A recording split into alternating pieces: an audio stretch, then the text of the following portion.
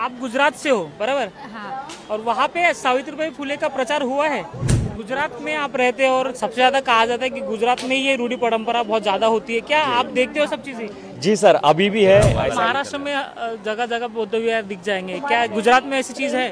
गुलामगिरी यानी आप देखो, पढ़ोगे नहीं तो आप कहीं ना कहीं अंधश्रद्धा में डूबे रहोगे, कहीं ना कहीं पाखंडवाद में डूबे रहोगे। ये जो जातिवाद का, जो भेदभाव का, जो छुआछूत का जो है, वो आज भी दिखाई देता है। शायद डायरेक्टली नहीं बता पाते, लेकिन आपसे पूछा जाता है नाम और उसके बाद में सरनेम, तो सरनेम से ही आपका यहाँ पे पता चल जाता है। साक्षात डॉक्टर बाबा साहब आम्बेडकर, महात्मा ज्योतिबा फुले और आई सावित्रीबाई फुले जो है मिले हैं। सबसे पहले हम आई सावित्रीबाई फुले से बात करते हैं, जिन्होंने स्त्री शिक्षा के लिए बहुत बड़ा काम किया। आप सावित्रीबाई फुले बने हैं, क्या दर्शकों को बताओगे?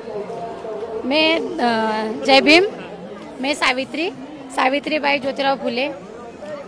मैं ये कहना चाहूँगी कि जितना हो सके उतना शिक्षित बने।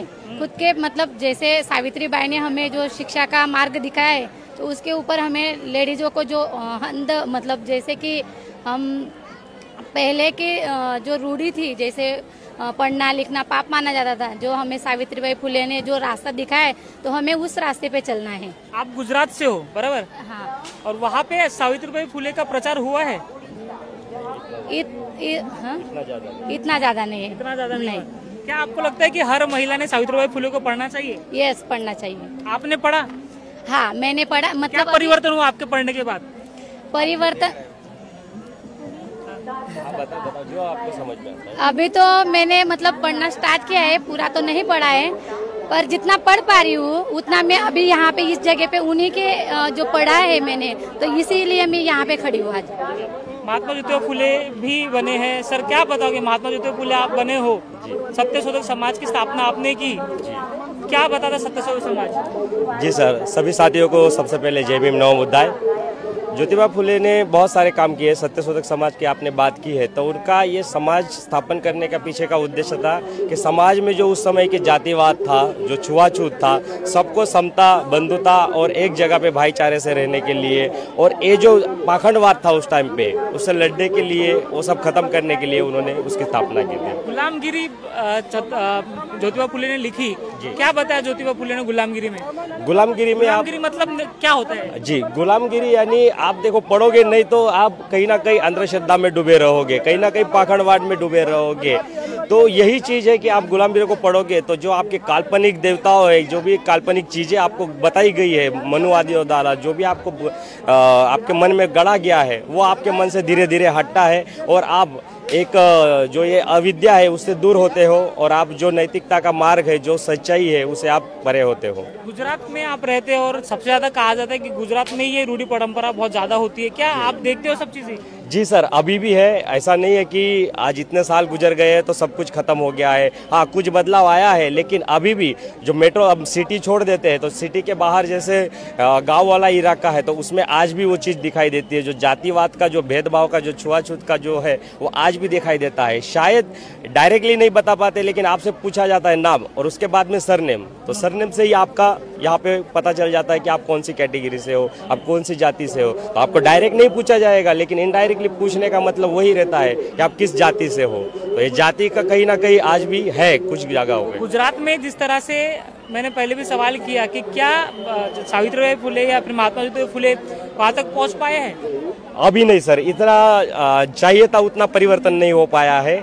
जो आज जिन हमारे जो भी ज्योतिबा फुले है, बाबा साहब है, सावित्रीबाई, हमने जो भी उन लोगों ने उस टाइम पे जो इतनी सारी तकलीफें झेल के ये सारी चीज़ों से लड़े, आंदोलन किए हैं, लेकिन आज जो बदलाव चाहिए वो अभी तक पूरा नहीं हो पाया है। अभी भी कुछ जगह पे काफी सारा देखने को मिलता है। अभी भी जातिवादी मानसिकता वाले लोग हैं, पूरा नहीं कह सकते हैं, लेकिन आज भी है थोड़ा। तो वो हर स्टेट में आपको देखने, गुजरात में भी है।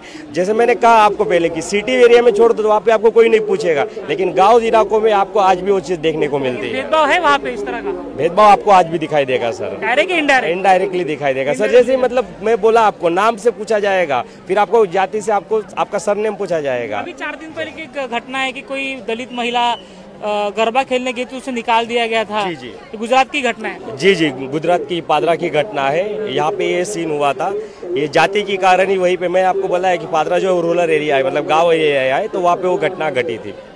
बाबा साहब के गणवेश में भी है सर, क्या बताओगे?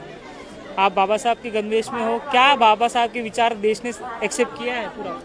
अभी मैं ये आपके चैनल का माध्यम से बताना चाहूँगा देश की जनता को कि जो बाबा साहब का जो सपना था वो अभी तक पूरा नहीं हो पाया है। उसी कारवा को लेकर के हम सभी लोग चल रहे हैं। अधिकतर मैं जितने भी संगठन हैं उनसे मैं अनुरोध करूंगा एक प्लेटफॉर्म पे आएँ और एक साथ मिल कर के ये जो धम्म परिवर्तन जो आज दीक्षा भूमि पे हम लोग आए हुए हैं, यदि हम धम्म परिवर्तन की राह पे आगे बढ़ेंगे तो हमारा उद्धार निश्चित है। यही मैं कहना चाहूँगा। बाबा साहब ने जब बौद्ध धर्म की दीक्षा ली थी तो एक महाराष्ट्र में बहुत बड़े पैमाने पर बौद्ध धर्म की जो है परिवर्तन हुए लोग, खासतौर पर एक कम्युनिटी जो बाबा साहब जिसमें थे महार समाज से, वो कम्युनिटी कन्वर्ट हुई, लेकिन बाकी कम्युनिटी महाराष्ट्र में भी कन्वर्ट नहीं हुई। आपको लगता है कि गुजरात में वो सब चीज़ हुआ है, कहीं कन्वर्शन हुआ है? कन्वर्सन की बात करें तो अभी भी महारों का भी हम पूरी रूप से हम नहीं मान सकते हैं कि उन्होंने कन्वर्ट हुए हैं, क्योंकि दो नावों में पैर रख के चलना वो हमारे विचार में नहीं आता है। हम एक ही नाव में पैर रख के चलना चाहते हैं। यदि हम बाबा साहब को मानते हैं तो बाबा साहब के ही विचारों को पूर्ण तरह से मानना पड़ेगा। बाबा साहब ने लास्ट में संदेश हमको यही दिया है इस दीक्षा भूमि पे कि हमें जो छुआछूत ऊंच नीच जो समाज हमको एक्सेप्ट नहीं करता है, हमको उस समाज को छोड़ देना चाहिए। हमको जो समाज एक्सेप्ट करता है हम उसी समाज की तरफ हमको मान सम्मान और इज्जत की जिंदगी जीतनी चाहिए। यही मैं समाज को कहना आप हर साल आते हैं नागपुर में या फिर पहला साल है? मैं अकेला शादी से पहले आया था। इस बार मतलब मैं अपनी वाइफ के साथ आया हूँ। पहले 2 बार आ चुका हूँ मैं।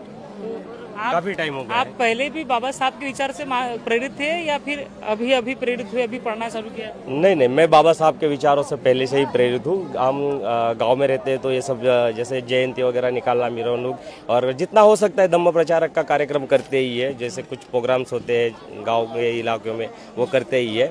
लेकिन अभी बड़ौदा गुजरात में हम स्थित है तो वहाँ पे भी हमारे लुम्बिनी बौद्ध विहार है, वहाँ पे हमारे प्रोग्राम चलते रहते हैं, शिविर चलते रहते हैं। तो बाबा साहब के विचारों से हम प्रेरित है।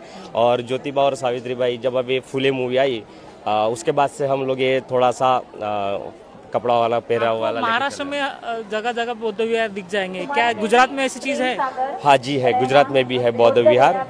सिटियों में बड़े पैमाने पे नहीं कह सकते, जहाँ पे अपने लोग हैं तो उन इलाकों में आपको बौद्ध विहार दिखाई दे जाएंगे। तो छात्र बाबा साहब अम्बेडकर, महात्मा ज्योतिबा फुले और सावित्रीबाई फुले के गणवेश में गुजरात से लोग आए हैं और उन्होंने यहाँ पर जो है तीनों महापुरुषों के विचारों को किस तरह से जीना चाहिए, क्या करना चाहिए, क्या किस तरह से विचार थे, इसके बारे में अपनी बात